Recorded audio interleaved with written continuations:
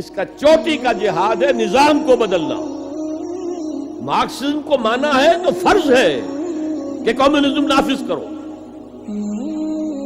یہ سخت ترین مرحلہ ہے. اس لیے کہ ظاہر بات ہے کہ خلا تو کہیں ہے نہیں, کوئی نہ کوئی نظام تو ہے. وہ نظام اپنے آپ کو ڈیفینڈ کرتا ہے, وہ سٹیٹس کو وہ چاہتا ہے. اس کے ساتھ جو پریولیج کلاسز ہیں وہ چاہیں گی نظام یہی رہے.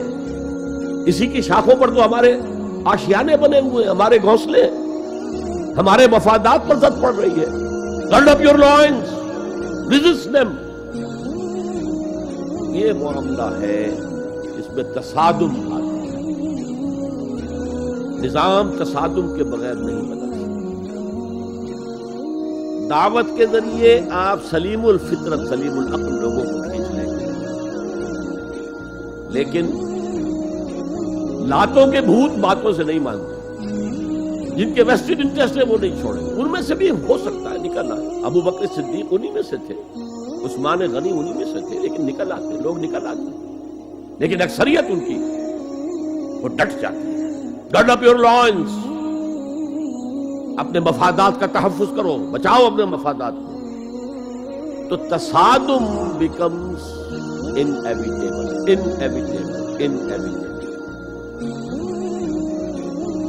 اس تصادم کی بھی 3 سٹیجز ہیں. وہی میں نے کہا تھا نا, 3 سب سٹیجز ہر سٹیج پر. پہلی یہ ہے جسے پیسو ریزسٹنس کہا جائے گا. ظاہر بات ہے کہ کانفلکٹ تو انقلابی لوگوں نے پیدا کیا ہے نا. معاشرہ تو بس رہا تھا, غلام اپنے قسمت پر شاکر و صابر تھے. غربا کہتے تھے ہماری تقدیر ہی یہ ہے, ٹھیک ہے. اسی لیے تو مارکس نے کہا کہ یہ اوپیم آف دی ماسز ہے, مذہب. اس نے کانفلکٹ کس نے پیدا کیا؟ جس نے کہا یہ غلط ہے, یہ نظام صحیح نہیں ہے, یہ ریپریسو ہے, یہ ایکسپلائٹیٹو ہے, یہ ڈسکریمنیٹو ہے, اس میں تقسیم دولت کا نظام غلط ہے. ایک طرف ارتکاز دولت ہے, دوسری طرف احتیاج ہے, بھوک ہے, مفلسی ہے, قلاشی ہے. جو یہ کہتے ہیں تو گویا کہ ایک تالاب پرسکون تھا, اس نے پتھر تو آپ نے مارا تھا. اب جو لہریں اٹھیں گی, be prepared to face the music. چنانچہ اور مارو ان کو قتل کرو, ان کو جیلوں میں ٹھوس دو, ان کو یہ کرو, ان کو وہ کرو. اس سارے معاملے میں پہلی سٹیج ہوگی اس نظریاتی اور نظام کے تصادم میں, ٹیک آل پرسیکیوشن وداؤٹ اینی ریٹیلیشن. اگر آپ وائلنٹ ہو گئے فرام دی ویری بگننگ, تو جو پاور اس وقت ہے موجود, جو نظام ہے اس کو ریپرزینٹ کرنے والی جو حکومت موجود ہے, وہ آپ کو کرش کر کے رکھ دے گی. You have to buy time. اور اس کے لیے کیا ہے, وہ تمہیں مارے تم جواب نہ دو, وہ گالی دے تم انہیں دعائیں دو, وہ پتھر مارے تم پھول پیش کرو. ادفع باللتی ہی احسن, بہترین انداز میں دفاع کرو. اسے کہتے ہیں پیسو ریزسٹنس. حضور کی سیرت میں پورے 12 برس یہ حکم تھا. This was the order of the day. No retaliation whatsoever, no raising of hands even in self defence. اور یہ میں آپ کو بتا چکا ہوں, مہاتما گاندھی نے کہا سرحدی گاندھی عبد الغفار خان سے کہ میں نے یہ عدم تشدد جو ہے, تشدد کا جواب تشدد سے نہ دینا, یہ میں نے سیکھا ہے حضرت مسیح سے اور حضرت محمد سے صلی اللہ علیہ وسلم. حضرت مسیح کی زندگی پہلی سٹیج ہی پر تک رہی, آگے کی وہ مہم چلی ہی نہیں, اس لیے کہ آپ کو ریسپانس ملا ہی نہیں. کہتے ہیں کل 72 آدمی ایمان لائے تھے ان پر, اور ان میں سے بھی 12 تھے جو ان کے مخلص ساتھی تھے, حواریین تھے, ہر وقت ساتھ رہتے تھے. اور ان میں سے بھی ایک وہ تھا جس نے غداری کر کے گرفتار کرایا ہے, ان کی اپنی روایت کے مطابق. تو چھوڑیے, تفصیل میں نہیں جانے کی ضرورت نہیں. تو بہرحال اس سے اگلی سٹیج کیسے آتی ہے؟ دعوت وہ دیتے رہے, دعوت دیتے رہے, واز کہتے رہے, یہ سب کچھ کرتے رہے. سیکنڈ سٹیج تک رہے, تھرڈ سٹیج تک تو جب تک کہ قوت حاصل نہ ہو, you can't proceed. If there's no response, you can't go forward. لیکن یہ کہ حضور کی زندگی میں اگلی سٹیج آ گئی.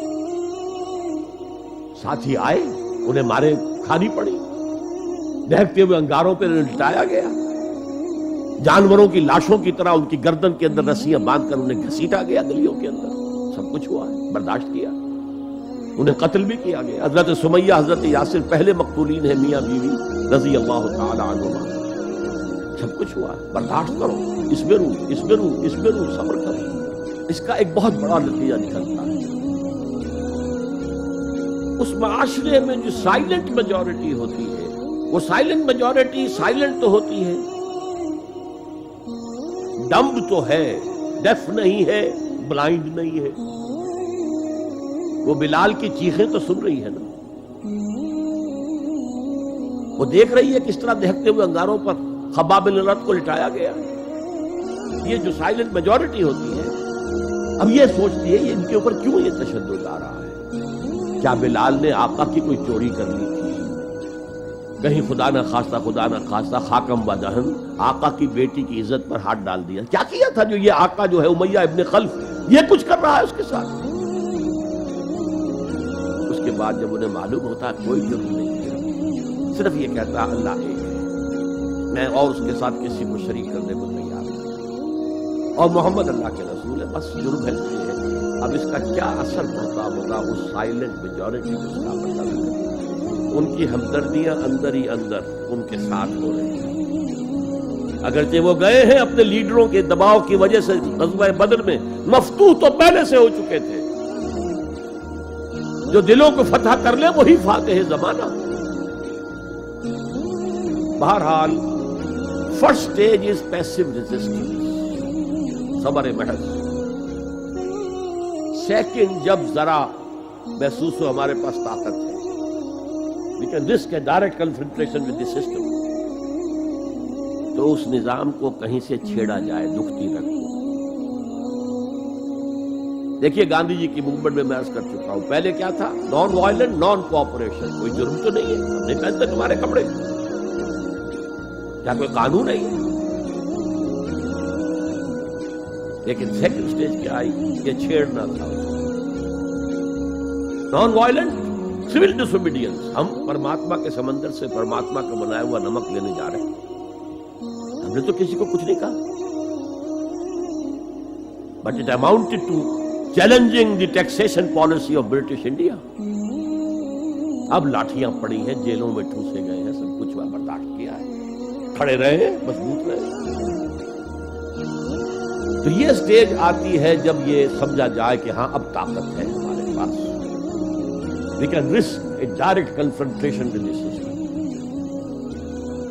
اس میں حضور نے کیا کیا تھا؟ مدینے میں جا کر آپ نے 6 مہینے لگائے تھے, 3 کام جن سے کہ اپنی پوزیشن کنسولیڈیٹ کی. مدینے میں کنسٹرکشن آف دی ماسک, وہ مرکز بن گیا, وہی حکومت, وہی دار الشورا, وہی تزکیے کی جگہ, وہی نماز کی جگہ, سب کچھ وہی. دوسرے, ایک انصاری ایک مہاجر بھائی, تاکہ یہ 2 فیکشنز علیحدہ علیحدہ نہ رہیں, انٹیگریٹ ہو جائیں. اور ایک جو 3 قبیلے یہود کے موجود تھے ان کو جکڑ لیا ایک میثاق میں, معاہدے میں, میثاق Medina, joint defence of Medina, pact for the joint defence of Medina. اگر مدینے میں باہر سے حملہ ہوا تو ہم سب مل کر ایک امت کی حیثیت سے دفاع کریں. اس کے بعد آپ نے چھوٹے چھوٹے چھاپا مار دستے بھیجنے شروع کر دیے. ان کی جو لائف لائن تھی, میں نے بتایا تھا کہ ان کے کیریوانز کو کوئی ٹوکتا نہیں تھا, روکتا نہیں تھا, لوٹتا نہیں تھا. اب تھریٹن کیا محمد نے صلی اللہ علیہ وسلم. یہ گویا کہ اکنامک بلاکیڈ آف مکہ. اور جب بھی یہاں کہیں گئے آپ, وہاں کے لوکل قبیلے سے آپ نے صلح کر لی, معاہدہ کر لیا. یا تو وہ پہلے قریش کے حلیف تھے, اب حضور کے حلیف ہو گئے, یا انہوں نے کہا کہ صاحب ہم نہ آپ کے ساتھ نہ ان کے ساتھ, نیوٹرل رہیں گے, نہ آپ کے خلاف ان کی مدد کریں گے, نہ ان کے خلاف آپ کی مدد کریں گے. ان دونوں کا نتیجہ یہ ہوا کہ zone of political influence of Quraysh started diminishing. یہ 2 ریزنز تھی کہ پھر پوری طاقت کے ساتھ قریش نے ریٹیلیٹ کیا ہے. اور پھر لاسٹ معاملہ شروع ہوا ہے, تیسری منزل, اس تیسری منزل کی تیسرا سب لیول، اس کا نام ہے قتال فی سبیل اللہ۔ اب جنگ شروع، اے 6 years long war۔ یہ جو بدر ہے، احد ہے، احزاب ہے، بنی المصطلق ہے، بے شمار غزوات، چھوٹے چھوٹے بڑے بڑوں کے نام ہمیں یاد ہے صرف۔ It was a continuous war with battles۔ Badr battle ہے، جنگ نہیں، جنگ تو مسلسل ہے۔ بہرحال اس کا نتیجہ یہ قتال فی سبیل اللہ کی منزل آئی ہے۔ چونکہ یہ ساری 8 منزلیں طے کر کے یہاں پہنچے تھے، لہذا کامیابی ہو۔ اگر ایسے ہی اچھل کر نویں منزل پر پہنچ جاتے تو نیچے گر کر ختم ہو جاتے۔ یہ ہے قتال فی سبیل اللہ، اللہ کی راہ میں قتال۔ آج اس کا آلٹرنیٹو جو ہے سوچنا پڑے گا۔ میری ایک کتاب ہے منہج انقلاب نبوی، پہلے میں نے اینالائز کیا حضور کا طریقہ کیا تھا، میتھڈولوجی کیا تھی، سیرت کا انالیسس ہے، اور اس سے میں نے 6 steps آف ریولوشنری پروسیس اخذ کیے ہیں۔ اور میرا دعویٰ ہے کہ ٹرو ریولوشنری پروسیس کا ماخذ صرف سیرت محمدی ہے صلی اللہ علیہ وسلم، اس لیے کہ مکمل ہمہ گیر انقلاب صرف حضور نے برپا کیا ہے۔